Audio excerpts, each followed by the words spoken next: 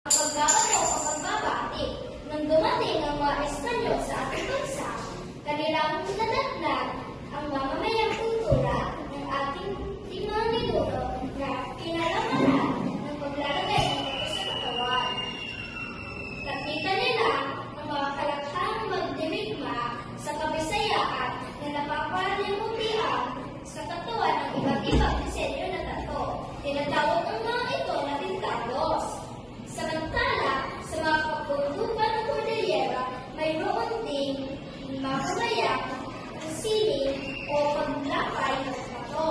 Ito ay kilala sa natawagang pagbabago o pagbabati. Ang mga kagamitan para sa sining na ito ay mga sanga ng suha, kawayan at hiling na nagsisilbing binta. Ang tinik ay itinakabit sa katawan na siya ay inuupo ng mga manbabagok sa balat at ang nagmais ng malagyan ng tato.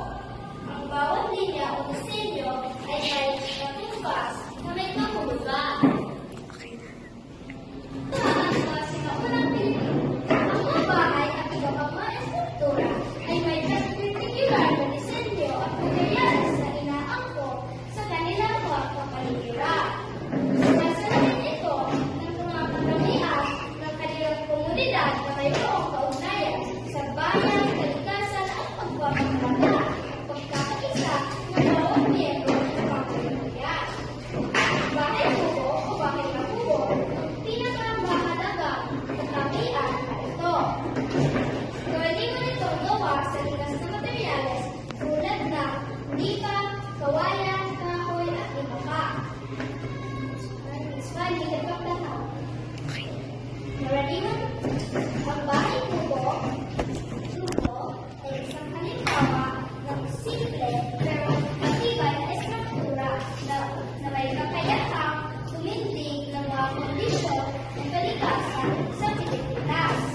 Karaniwan ito ay silong na mataas mula sa lupa upang maiwasan ang pagbaha at mamigay ng ventilasyon sa loob. Kaya ito rin ay isang halimbawa ng arkitektura. Ang bahay kubo ay kadalasang itinatayo sa itaas o isang platforma gamit ang pundasyon. Ang mga pader na ito ay madalas gawa sa kawayan at lipa. Yung mga bintana nito ay gawa sa mga kawayan at ang bubong ay gawa sa mga bagdahon